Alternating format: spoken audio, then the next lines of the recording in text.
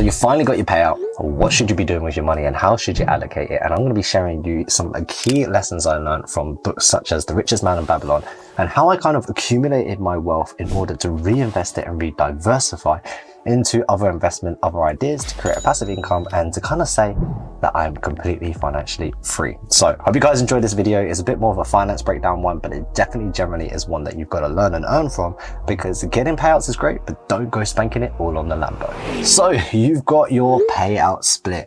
Now, the first things first is there are two ways to approach this. There's a conservative way or the aggressive way. Now, I'm going to be sharing the aggressive way because I generally believe that the more you do, the faster your dreams will come true. And the aggressive way basically means that you are going to save more and more of your income as much as possible when doing it. Now, the average way of how people do this using the common way of the 50-30-20 rule. Now, the 50-30-20 rule works like this. On the 50%, that is for your needs. So for example, if you need to travel for work, or you need to have your car payments, or you have to have bills, your insurance, your utilities, your healthcare, whatever it may be, that falls under your 50%. The wants become like the TVs, your Netflix, your YouTube, clothes that you want to do. You want to go out and drink and go out and party. All of these things are a want because essentially you can live without them. They are not a necessity. Whereas necessities or your needs are things that you must have in order to go about your day-to-day life and to continue doing what you're doing. So for example, you need your internet bill because you have to use that to trade. And then last but not least is 20% is for your savings. So saving for a rainy day, either putting it into investments, saving it for a house deposit, whatever you are saving for, that is to be reused for any specific occasion that you set yourself. So if you don't do any of these splits, it's fine. This is why this video is going to be a full tutorial of breaking down on my split that I have. So the split I have is 50, 20, 10, 10. So what we're going to do is migrate down to my iPad, and I want to try and kind of learn with you guys and write everything out so you can kind of see. So the 50% is actually going to be your savings.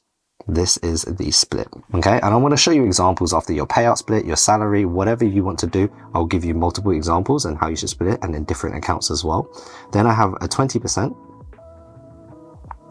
10%, and 10%. Now, this 20% is for needs. This 10% is for rainy day. And this 10% is for wants.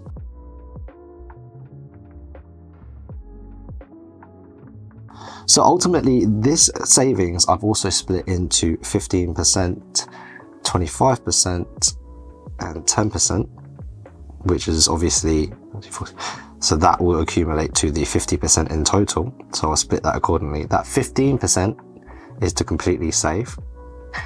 The 25% is for long-term investments. And then the 10% is available.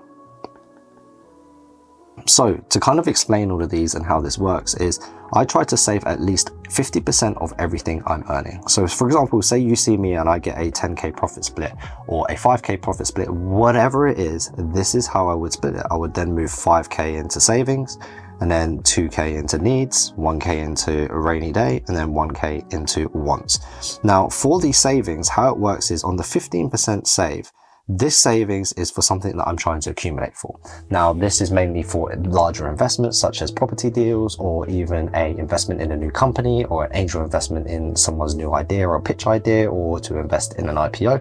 It's just mainly saving for larger investments and something that I can make more money on. So one of the greatest lessons from the book, The Richest Man in Babylon, which is to save 10% of all of your earnings, because really and truly the idea is if you save, like you make 10K, you put 1K away, that is not going to harm you because you still have 9K to do whatever you want to do or split it however you want to split. So 10% is what you've got to be putting away time and time again, and then once it's accumulated to something, you can reinvest that and hopefully make your wealth build on more wealth. So money makes money. Now, essentially, that is what my 15% is for. That 15% is to reinvest, to save and accumulate, and to put it towards something for the longer term vision. The 25% it actually goes into my stocks and shares ISA, and then it also goes into the crypto portfolio. and then 10% is to be available. Now, if there's any opportunities that come available, whatever that grows into, I don't know, whatever it may be, but that 10% is to be saved, and that's to be using on opportunities. Yet again, for the full savings amount is to basically be able to use this money to make more money when the opportunity arises. And then we have our 20%. Now the 20% becomes needs. Now, really and truly, this should be much smaller now because I live way below this. So whatever's left over, I move that into my savings side of things.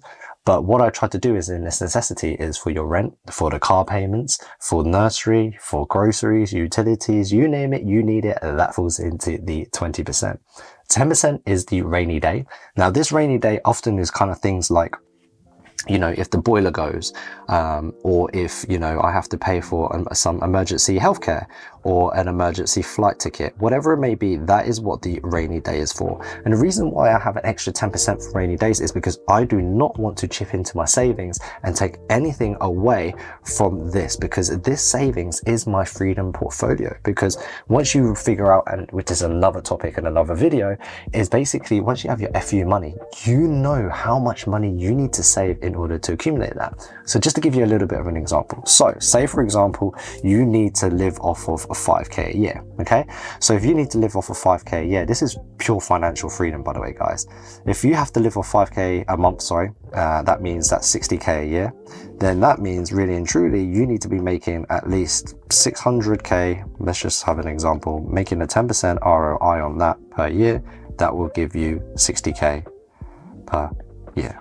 Okay, which means then I need to find a way to obviously make the 600k, and then also I need to find an opportunity that's going to give me a 10% return on that, and then obviously then I can have the 60k, and then that 60k per year I'm living essentially for free from that 600k. So that's a little bit of an idea, and that should be like mind-blowing. That's like financial freedom at its best. Now you have a goal. That 600k may be a lot, but now your life lesson or your life goal or your vision or your journey is to find a way to make that 600k and enjoy the journey whilst you're at it. So that's what that savings is for. That savings is to help you build up to that 600k or whatever that number is for you. Okay, so once you have that written down, I actually find a really useful way is to actually go on to Excel sheet and have this all automated for me. So then every time I have an income, or anytime I get a bonus, or anytime something money comes in, I type the number in and it's completely spread out. Now, I don't know about you guys, but we have multiple bank accounts. So let's just say hypothetically, you've got a HSBC, you've got a NatWest. Do you know what? Let's say bank 2, bank 1, bank 3, bank 4, and then this is savings, which is 50%. Then we have bank 2, which is needs, it's 20%.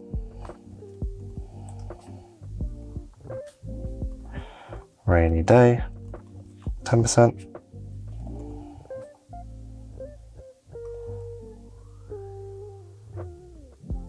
Wants, 10%. Bank 5, available, 10%. Oh, I completely messed up. And I've just realized I forgot to say bank 5 is for available, which is that 10%. I was like, wait a minute, 50% plus 20% plus 10%, there's only 90% there.